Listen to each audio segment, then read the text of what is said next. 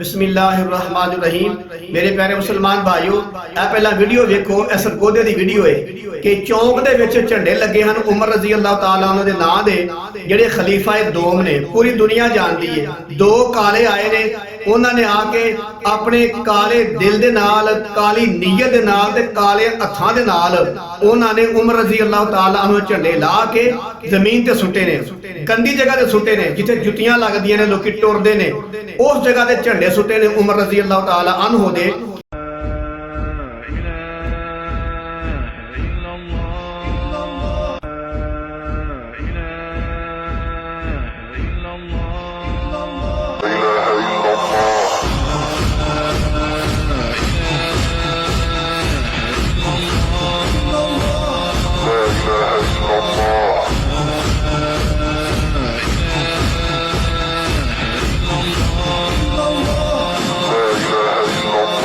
ਤੇ ਇਹ ਵੇਖ ਲਵੋ ਕਿ ਮੌਲਵੀ ਤਲਹਾੜਾ ਕਸ਼ੀਆਂ ਦਾ, ਉਹ 24 ਘੰਟੇ ਇਹ ਕਹਿੰਦਾ ਰਹਿੰਦਾ ਅਸੀਂ ਸਹਾਬਾ ਨਾਲ ਮੁਹੱਬਤ ਕਰਨੇ ਆ, ਸਹਾਬਾ ਨਾਲ ਪਿਆਰ ਕਰਨੇ ਆ।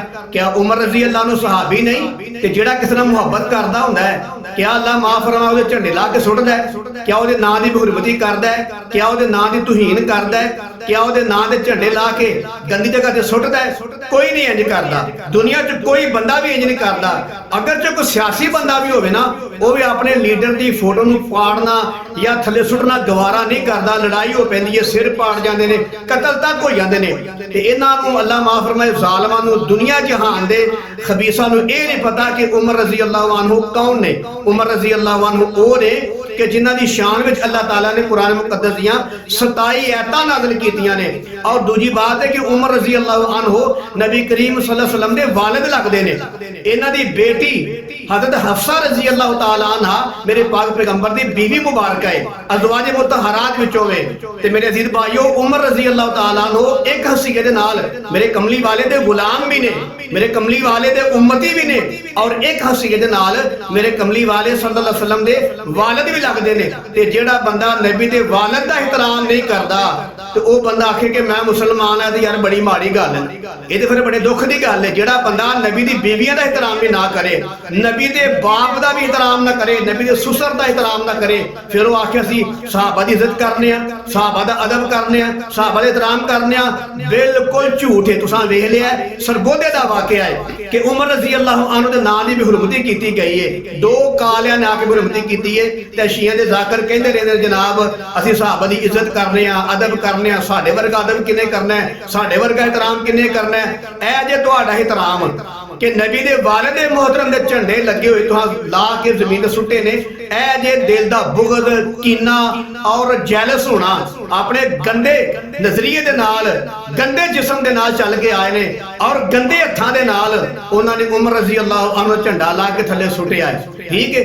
अगली बात ये वे कि अल्लाह ताला फिर अपने अबाबील घल्ले ने, अल्लाह ताला ने फिर अपने खलीफा ते नुमाइंदे घल्ले ने। उन्हां आके माशा डंडे नाल चंगी छतरौल कीती, वल करके माशाअल्लाह सटिंग कीती है, डंडिंग पेंटिंग कीती है। ते वेख लवो कि ये हर साल अपने आप नूं मारदे ने, छुरियां मारदे ने, चाकू मारदे ने, इन्हों तकलीफ नहीं हुंदी। ते अज वेख्या जे सुन्नियां दे हत्थों डंडे वजे, छुरियां नहीं वजियां, चाकू नहीं वजे, सिर्फ डंडे वजे सुन्नियां दे हत्थों। ते किन्नी तकलीफ होई है। सिर फाड़ के खलो गए सन ते रोंदे हन, करलांदे हन पे कि साडे नाल की बन गया। क्योंकि हत्थ भी तुहाडे ते छुरियां भी तुहाडियां, ओ चस नहीं आउंदी। मैं कहना जिस्म तुहाडा होवे ते हत्थ सुन्नियां दा होवे, मजा ते फेर आउंदा जे ना।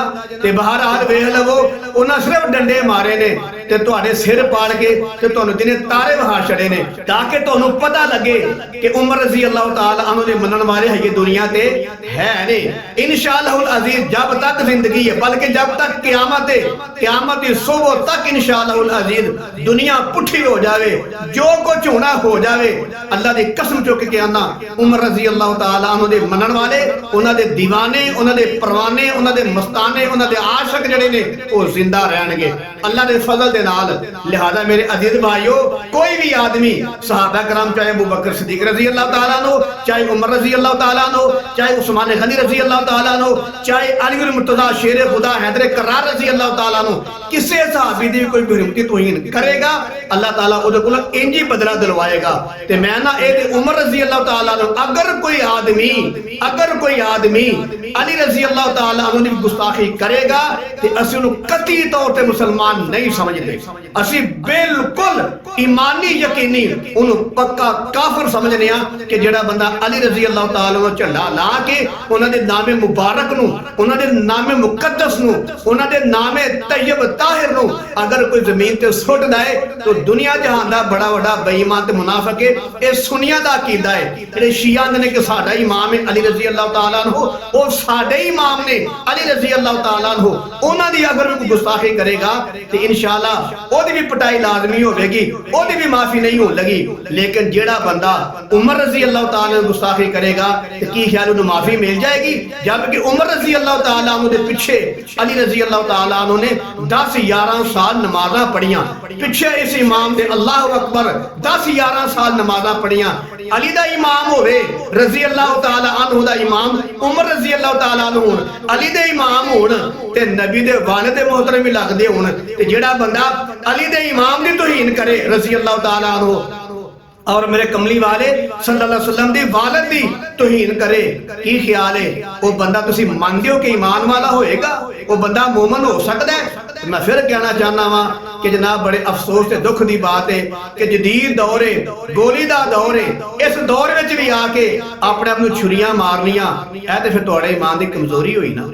ते इंशाअल्लाह अजीज अल्लाह दे फजल मदद और तौफीक दे नाल गली गली, बाजार बाजार, नगर नगर, करिया करिया, हर जगह इंशाअल्लाह अजीज ये नारा गूंजेगा, गली गली, नगर नगर, उमर उमर उमर उमर।